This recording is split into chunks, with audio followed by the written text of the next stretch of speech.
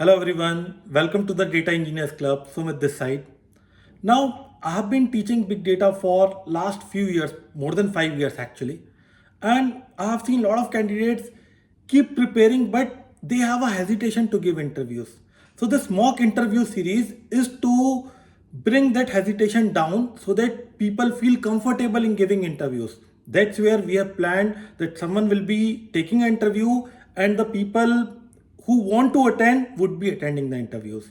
So this should help everyone. And in this series, I'm glad to announce that this is again a new interview that is coming up. The person who would be taking the interview is Himanshu. Himanshu has more than 8 years of industry experience. He is currently working with Emphasis deployed in Wells Fargo. He has 4 years of relevant experience in big data and he has worked in various domains like telecom, healthcare and banking. So he is an excellent data engineer, seasoned data engineer having a lot of knowledge, and definitely we have to learn a lot from him. Now, the person who would be attending the interview is Hamida Bano, right? She will be attending the interview and she has been working as a data engineer for last 3 years. She has been currently working with Accenture right now as an associate data engineer. Her primary skill set lies in SQL, Python, PySpark, Power BI. She has developed complex data pipelines using Azure Data Factory. She is always eager for new challenges to improve her skill set and make impactful contributions in data engineering. So let's start with the interview now. Just quickly start your introduction, majorly your skill set and the current project that you're working on. Yeah. Yeah, so I'm currently working at Accenture. I have close to 3 years of experience, and my skill sets revolve around SQL, Python, Azure Data Factory, Databricks. We use PySpark for the transformations here, and apart from that, I have also worked on the dashboards migration from Tableau to Power BI. So I have the data visualization knowledge as well. So Okay. yeah, this is like So my current skill set. good. So what are the challenges you have faced so far in your project? Yeah, so challenges in the sense, so while we are transforming the data, we sometimes get the data type mismatch error. We sometimes have if the schema drifting is not enabled, then we are not able to load the data into our target sometime. And if the query is not optimized, talking about the dashboards, if the query is not optimized properly and if you're taking all the columns, then it is taking a lot of time to load the data, which in turn is hampering the other steps. um, Apart from that, there are some situations when we want to create a table. We forget that like I personally forget that it is already present in my Hive table, so it gives me an error of or table is already present, like that.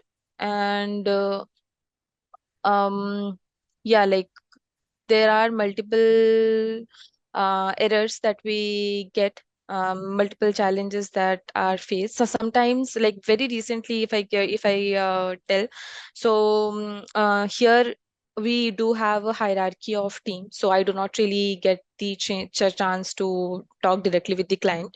So Mhm. once our lead data engineer came up and told that the client wants some of the filter data to be present into a particular layer, but but that was not possible because that data was being used by our different teams, by our analysts and by our stakeholders. So filtering at that particular level was not possible, but it was being it was being told by them that we need to filter it. So yeah, like we tried to create another layer and present the filtered data in that particular layer just for that particular use case. And yeah, so these are the challenges that I have faced so far. Okay. So what your contribution towards your project? Yes, so I am involved in the creation of the gold layers in our Azure Data Factory. So basically, we receive files mostly in the we receive files from our data sourcing team, so we receive Mm-hmm. it in the format of CSV. We have to do the required transformations and then store it into our delta tables in Mm-hmm. the Parquet format. Okay. So I am mostly involved into the development part. So we basically mount the ADLS into our Databricks, and we try to first filter out the data. Mm-hmm. That is by removing duplicates, by removing the null values, so as to just apply the transformations into the required amount of data. And once the transformations are written, we call out the actions and make sure, then we do the data validation and unit testing. We use PyTest here for unit testing, and then we kind of connect these various notebooks to each other and try to orchestrate them. So yeah, like we have like 3 to 4 developers here. So each of us have our different workspace. We have our different notebooks, and which all are connected. So yeah, like we write our transformations. We get the requirement from our lead engineers, obviously, and then we write the transformation logic. Okay, good. So, as you said, like, what about the file format you have worked in your project? Only Yeah, Parquet or other file format also you have worked with? Parquet, and we actually write the data in the form of delta. Mm-hmm. And so we mostly receive. I've mostly worked on the structured data here.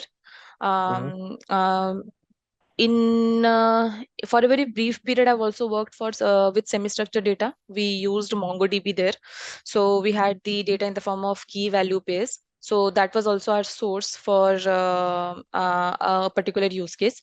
um, Apart from that, I have not worked on unstructured data, but I am aware of them. So yeah, like I worked on CSV, then I worked on SQL tables and JSON data, and we mostly store it into Parquet because that is the requirement, because obviously it will store the data. It actually uses compression, so it will reduce the space, and then it has all the metadata information, and by default it gets stored in the snappy compression, Mm-hmm. so which actually makes sure that the partitions are splittable in the next steps. So yeah. Okay, nice. Um, Fine. So we will quickly move for the Spark, then we will go for some Hive questions, and then MySQL. Hope that's fine. Yeah. Okay. So, like, what do you understand by wide and narrow transformation? Yeah. So transformations, we mostly work on the data frames, right? And these data frames are immutable, so we cannot really try to perform any DML operations in just one specific data frame. So we need to create multiple data frames out of it. We create the views or the tables, and then write the transformations. Now, coming about the type of transformations, it Mm-hmm. is divided into wide and narrow based on the shuffling. So the data gets stored into the cores as in the form of partitions of the executors. So each of these when the data is shuffled between these two partitions of different executors, Mm-hmm. or that is when we call it as wide transformation, and it comes with cost because of the resource utilization. So for narrow transformations are those in which the data shuffling is not involved. So we have our filter, we have union, we have mm, we have sort. So all these are narrow transformations. For wide transformation, we have the joins, we have group by, we Mm-hmm. have like group by, and yeah, these two are these two I've mostly used in my project. So yeah, these are the white transformations. We should. Like, mm-hmm. Understand, no problem. So, what is that like lazy evaluation in Spark?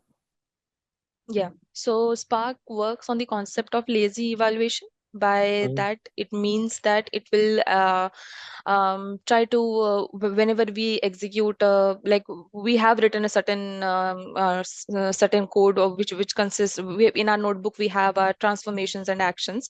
So what Spark will do, it will try to first compile all of these transformations and see if the logics are syntactically correct or not based on the schema catalog, and it will try to create a logical unresolved logical plan, so which will be having the role based and cost based optimizer. The catalyst optimizer also comes into place here, and then it will try to, for example, we have written select all the employees from a table where department is this. Now it will check if I want to filter out the department first, or I want to filter out first employee, like on which basis I should. So it will create many logical plans, and it will see based on the given condition, based on the cost which is more optimal, and then it will create a physical plan. So all of this information is present in the DAG. Whenever the transformations are completed, so then the action will be called. That is when the Spark will go ahead and try to put all of these into, to try to give the required result. So it does not actually um, performs the operations until and unless an action is called. Okay, good. So what is like fault tolerance in Spark and MapReduce and how it works? Yeah. So DAG, one of the features of DAG is that it will be providing fault tolerance. Meaning, so DAG is basically, it will store the, like it will have the graphical representation of the compute that has been taking place, of all the operations that has been taking place. So for example, due to some system failure or something, we have lost our data from one of the partitions. It will try to it can go ahead and create that particular partition based on the information that is already present in there, because it has all these steps on how that particular partition was being created. So yeah, like that is how it provides fault tolerance. And what about in MapReduce? How it works? MapReduce, it actually works on the like it writes the data back to the disk, and it like input output operations takes place to and from the disk, and it is mostly used for the large scale batch data processing. But yeah, Spark gives an overhead in that particular situation, because here the computation mostly takes place in memory. And like for example, if I tell you to find like to give a call to your relative, so you will go to your contacts, you will type your relative number, and then you will try to find the actual number that is present there. So there are multiple steps involved. But if I tell you to call your mother's number or your siblings number, so you have them in your memory, you will directly go and type the number. So that's what makes Spark very much unique in that particular scenario. It just tries to give the store and process the data in a distributed way in memory. Okay, good. So, like, what is the client mode and cluster mode in Spark? Yeah, so client mode is something which is like the Spark job runs. So the driver that is present in the same client system, but in cluster mode, the driver runs in one of its worker nodes, and it will. So it is not present in the same system. It can be present in any of the any of the distributed cluster. Yeah. Okay. This I am able to recall that. Yeah. Okay, no problem. So, what are like broadcast joins we have in Spark? What is that? So we have our data stored in partitions, and we have the fact table for example, we have the fact and dimension tables. Now the fact table is stored in each of these partitions, let's say by one country column. Okay, now we have one dimension table in place. Now this dimension table is, let's say it is less than 10 MB of data size. So we can actually try to store this file, this dimension dim table into each of our executors, so that whenever we try to write a transformation, or whenever try to process the data, it doesn't have to go and to avoid the shuffling of the data, we can actually store the table into that particular in all these partitions, to us to get the result faster. So that is Okay. where, yeah. Mm-hmm. Mm-hmm. So what is like memory management in this part? So memory management in the sense, so Spark has Spark consists of driver, then we have the cluster, and sorry, we have the worker nodes, which will have the executors, and each executor has the cores in which the partition data gets stored. We also have a cluster manager, which will take care of all the resources that are what is the status of the partitions, what are if they're working properly or not. So all those information will be with the cluster manager. Now in the memory management, we have user memory, we have Mm-hmm. the unified memory, which is consisting of the execution plus storage memory, and we also have some very negligible amount of memory which is stored for the Spark internals, right? Mm-hmm. And for example, we have 1 GB of data, so 40% will be used by the user memory, which will actually be having the information about the DML operations that we are performing, the user, the code that we are writing. 60 in the 60% will come the storage and the execution, which will be having the cache, joins, and other information. Yeah, and then we also have on heap and off heap memory. So if you want to cache the data, initially when we try to mount our data, we actually cache it, so that because we have to use various data frames, so we want to make sure that full table scan is not happening and recomputation is not happening, although Spark stores everything in memory, but we want to make sure that all the it doesn't have to do full scan every time. So that is why we make sure that cache is enabled. And yeah, we initially make sure that duplicates are dropped and null values are Mm-hmm. dropped, so as to reduce the amount of size, and and apply the transformations into that particular what do I call that particular level of data. So yeah, cache is something where in our off heap memory is used. So that is because we do not have garbage collector or any JVM uh, like JVM API running behind it. It is only present into our on heap. So that that gives an overhead, but then yeah, it is a bit slower. So yeah, it is used only when the on heap memory is not in place. Okay. Please suppose you're working in live production and wherein you got error saying that out of memory. Okay. So what are the approach you will have to debug that? Yeah, so out of memory can happen due to multiple reasons. First, we need to go to the Spark UI and check for the possible errors.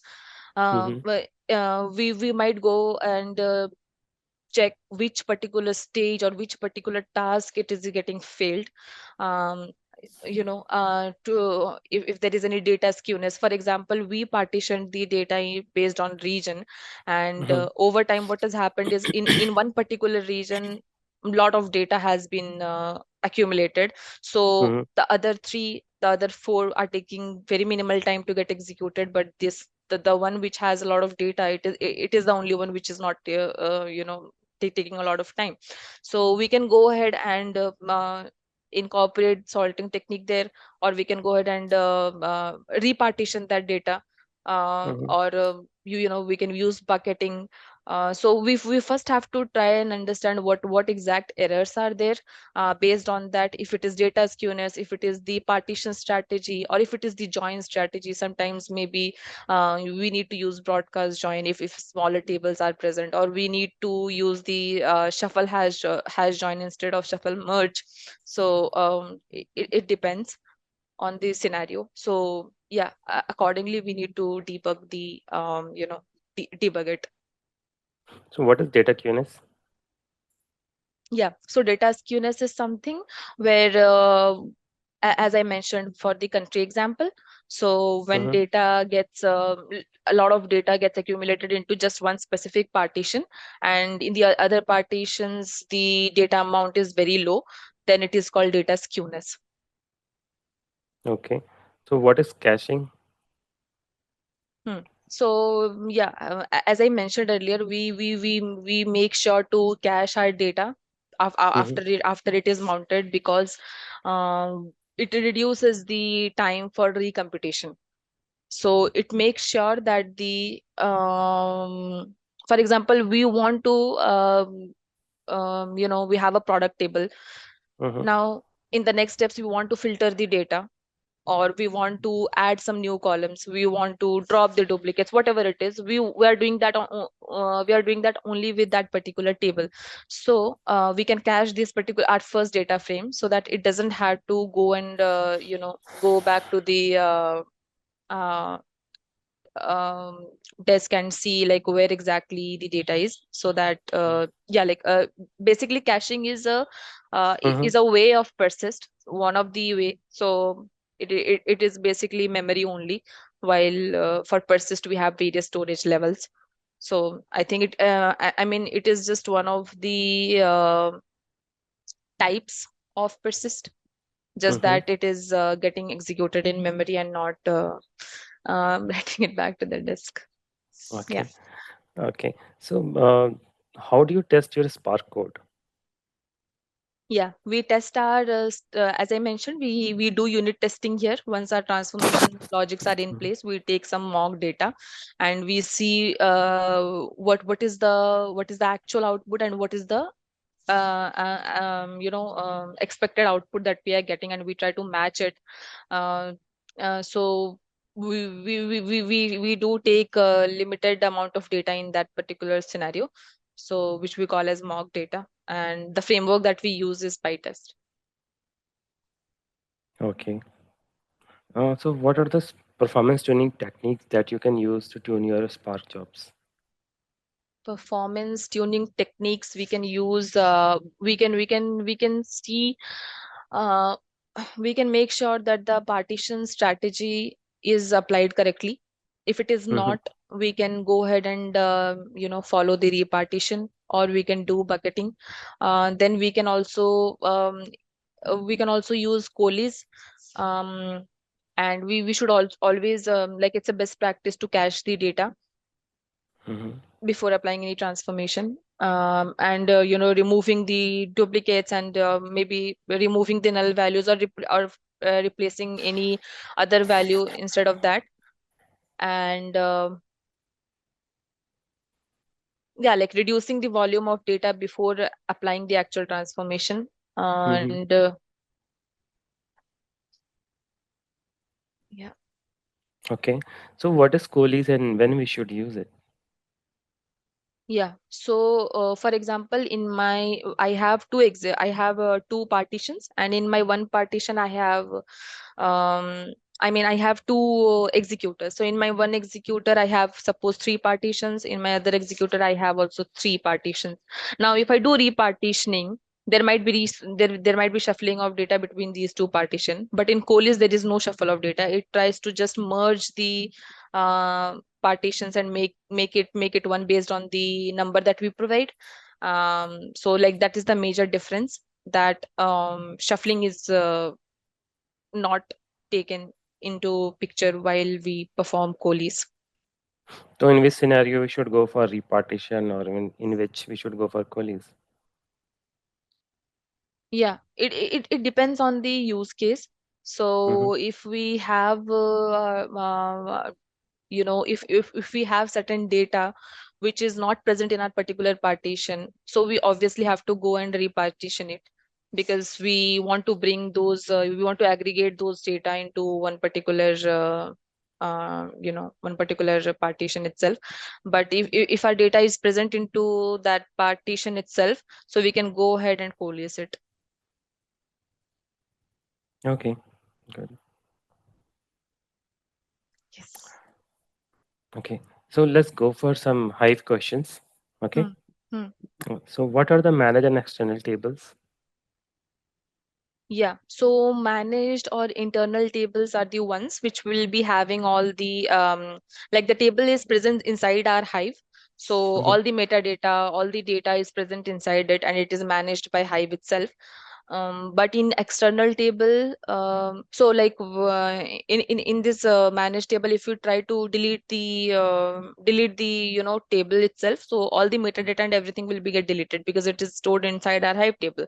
But if Mhm. we have if you do the same for our external table, only the metadata gets deleted, but the data is still present because it is present into some external location. So when we try to read this external file, we actually point to the location where our external table is present.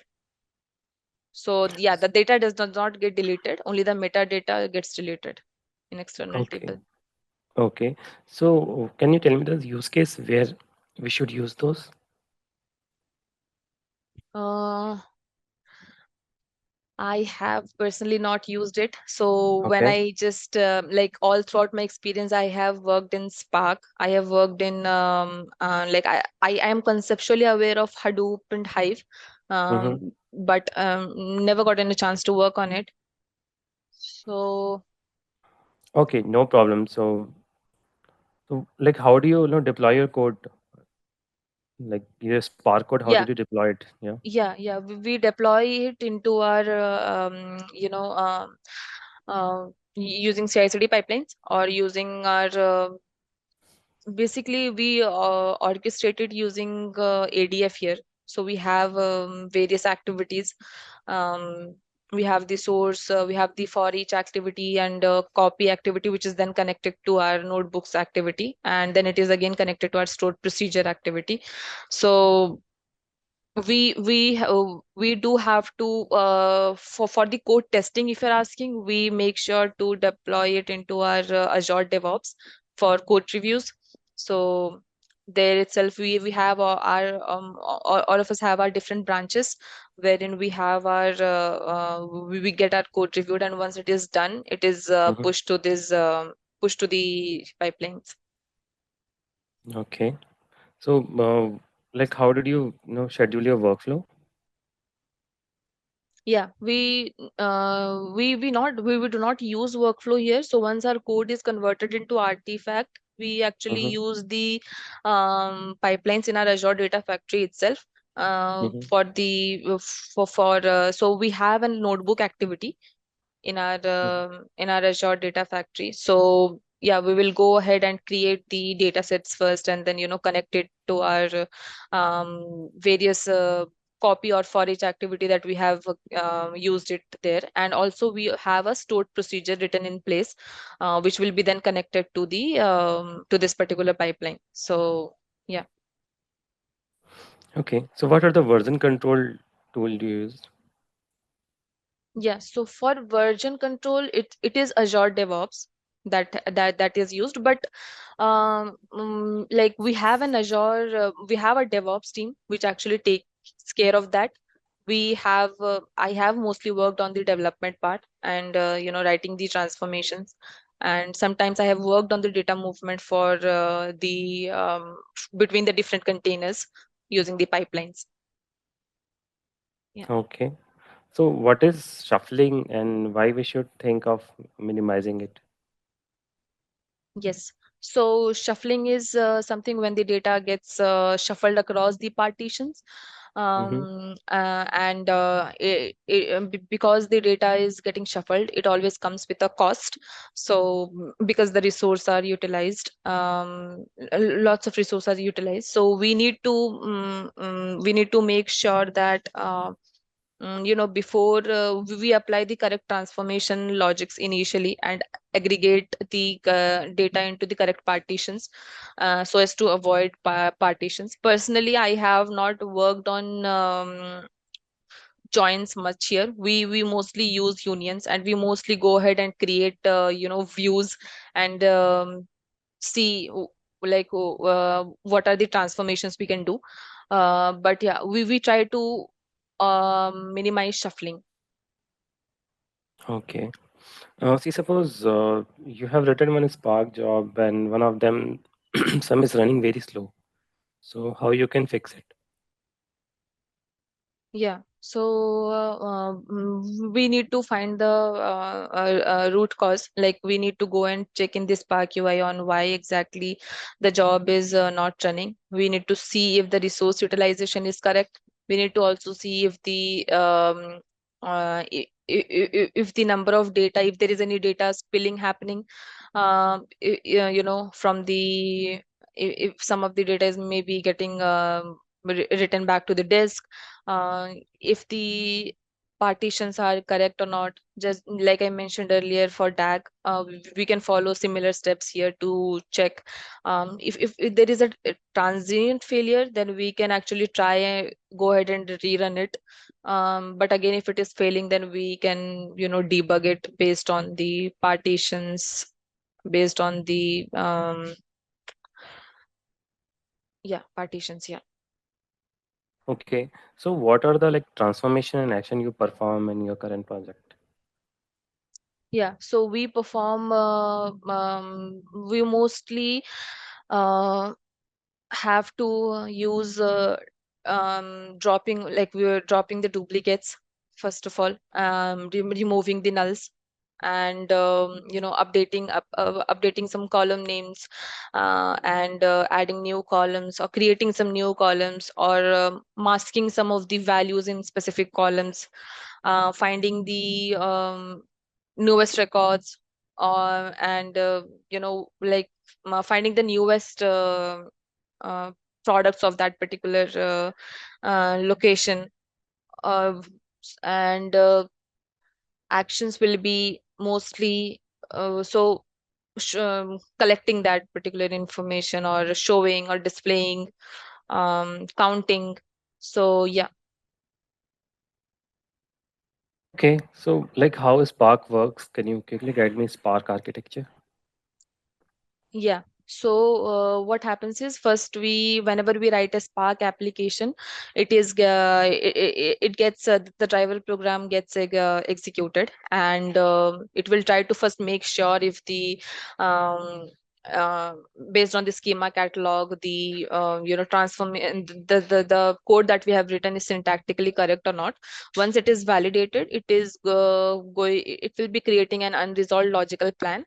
So in this unresolved logical plan, it will be actually having all the various plans based on cost and role based, and then it will go ahead and create a logical plan with the help of Catalyst Optimizer, and finally a physical plan will be created, which will then be used.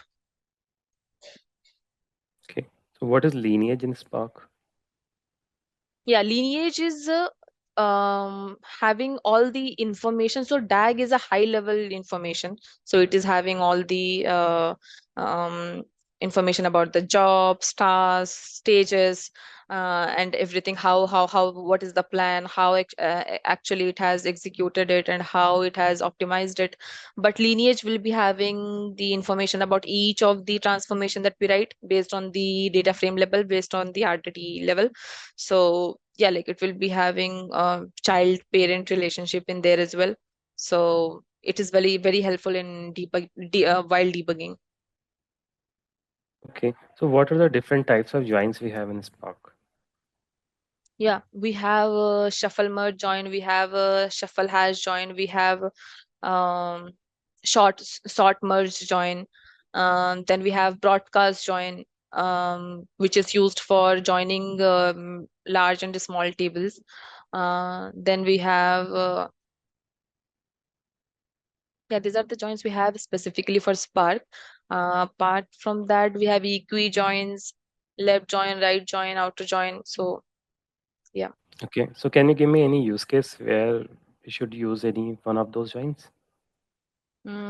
Yeah, so like if we want to first get the data from, so we have two data sources and we want the data to be sorted, and then then it will be merged, sorted based on a particular key. So we can use short merge join. If we have a very large table and we have a very small table, and if you want to join these, then we can use broadcast join. Then we can go for simple join if you just want the matching records from both of these tables. We can go ahead with left join if you want to join the get all the records from the left table and all the matching records from both these tables. Then we can use left join. So yeah, based on the use case, we can write Mhm. the we can apply the correct join condition. Okay, and so what is like a Spark session? How we initialize it?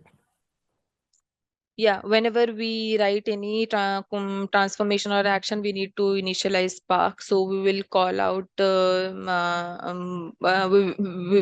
we write it in the form of Spark is equal to Spark session dot builder dot get or create, and this will actually initialize it, and then we can go ahead and try to read our files or follow subsequent transformations in there.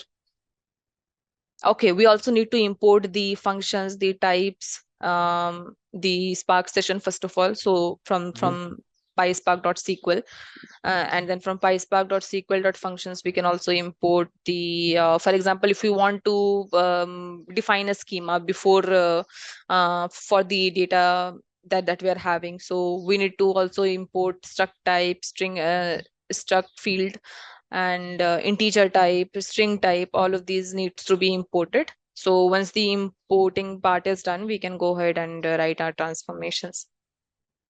Okay, as you said, like you worked on Parquet file, right? So, see, suppose we have one scenario where you need to read, no, read the Parquet file.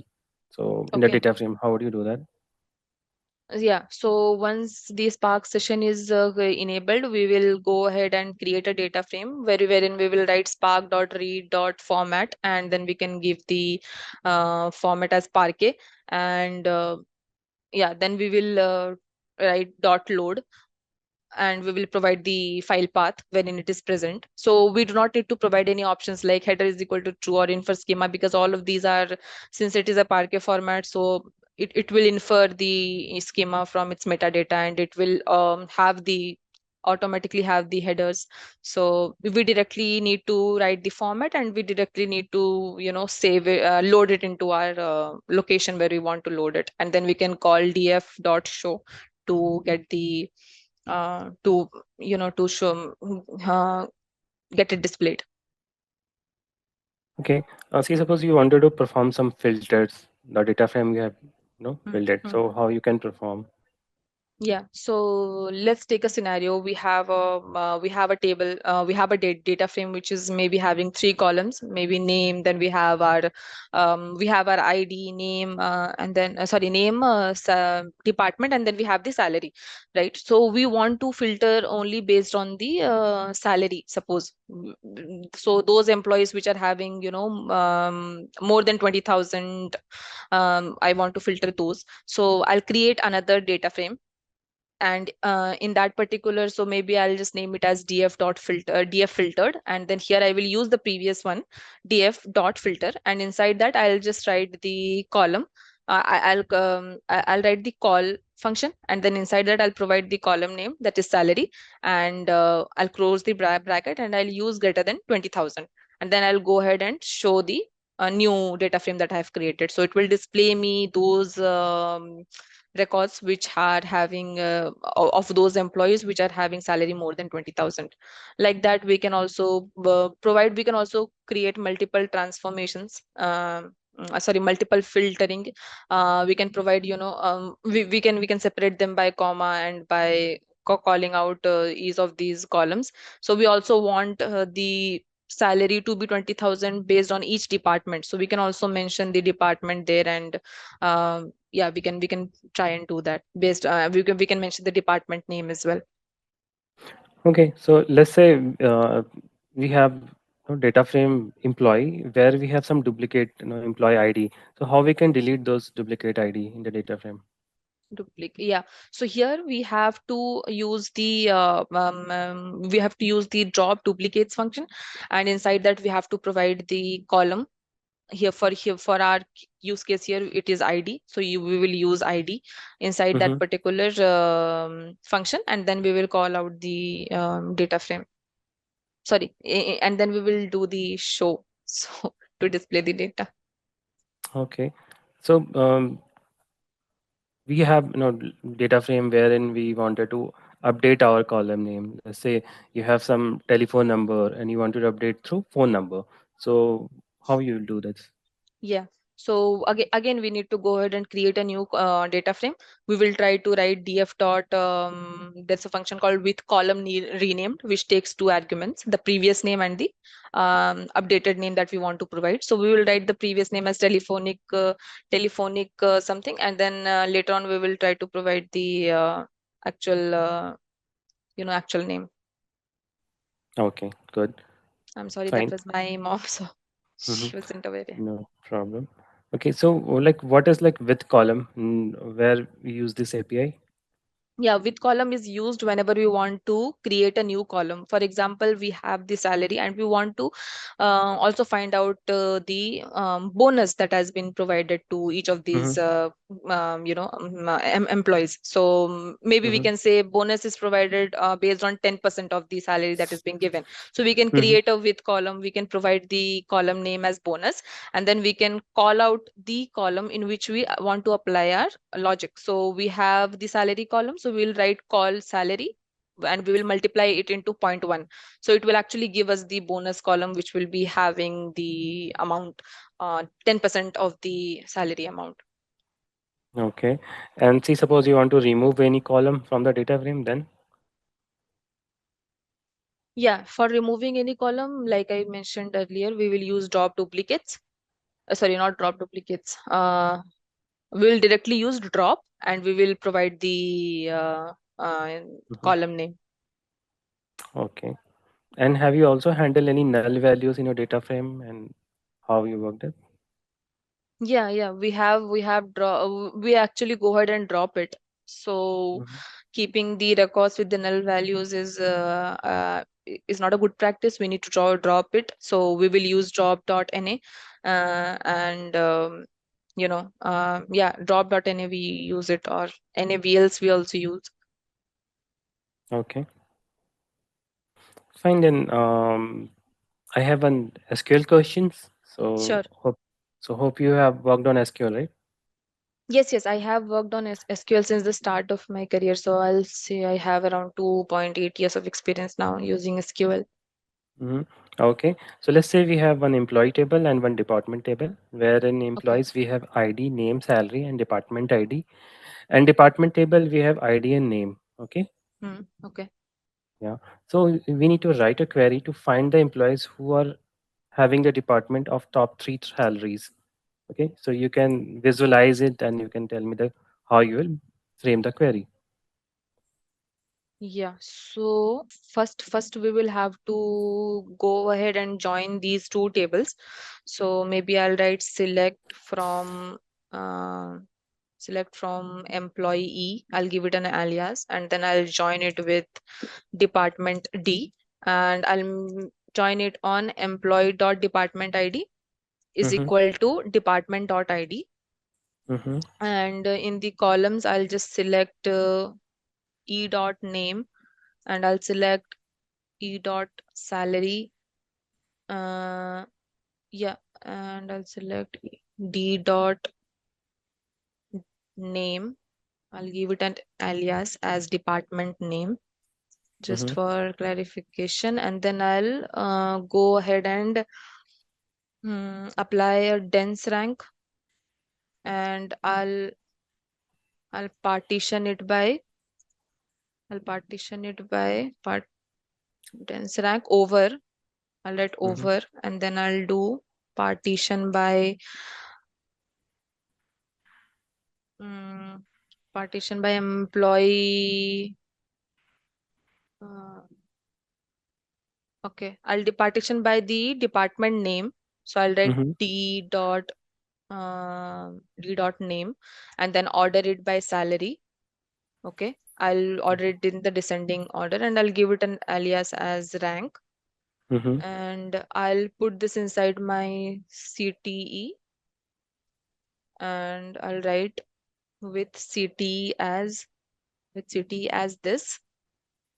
Select name, comma salary, name, Mm-hmm. comma department name, comma salary from CTE, where rank is less than equal to 3. So that's it from this, and I'll share my feedback to the team, and then you can get it. So thank you so much for your time, and all the best. Thank you very much. It was very nice talking to you, and the interview was really insightful.